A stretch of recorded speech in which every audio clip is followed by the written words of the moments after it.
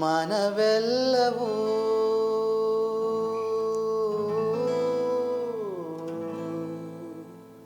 ಯಾರೋ ಹುಡುಗಿರು ಇರ್ಬೇಕು ಎದುರುಗಡೆ ಹೇಳಕ್ಕೆ.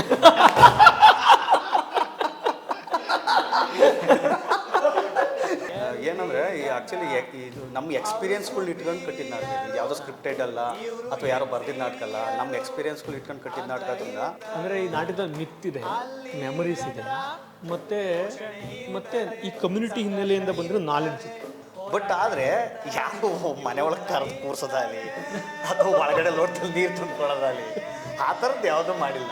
ಆ್ಯಕ್ಚುಲಿ ನಾಟಕದಲ್ಲಿ ಹೆಂಗಿದೆ ಅಂದ್ರೆ ಸರ್, ಯಾರ್ಯಾರು ಯಾವ್ಯಾವ ಪಾತ್ರ ಮಾಡ್ತಾರಲ್ಲ ಅದು ಅವ್ರವ್ರದ್ದೇ ಎಕ್ಸ್ಪೀರಿಯನ್ಸ್ ಪೂರ್ತಿ ಅಲ್ಲ. ಅವ್ನು ಸೀದಾ ಒಳಗಡೆ ಹೋದೊಂದು ಕಾಫಿ ಒಂದು 3 ನಿಮಿಷ ಆಯಿತು, ಆದಮೇಲೆ ಒಳಗಡೆಯಿಂದ ಚೊಂಬ್ತಂಬಂದು ಲೋಟ ತಗೊಳ್ಳೋ ಅಲ್ಲಿ ಮ್ಯಾಕಡೆ ಬಾಗಿಲ ಮೇಲೆ. ಅಯ್ಯೋ ನಾವು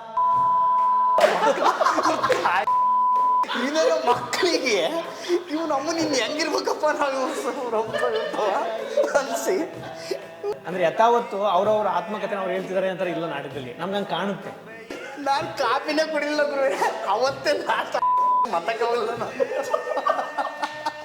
ಇದು ಟಿವಿ ನೋಡೋಕೆ ಹೋಗ್ತೀವಲ್ಲ ನಾವು, ಟಿವಿ ನೋಡೋಕೆ ಹೋಗೋದು ಎಲ್ಲರ ಎಕ್ಸ್ಪೀರಿಯನ್ಸ್, ಎಲ್ಲರ ಎಕ್ಸ್ಪೀರಿಯನ್ಸು ಅದು. ಕ್ಯಾಮ್ರಾ ಆಫ್ ಮಾಡೋ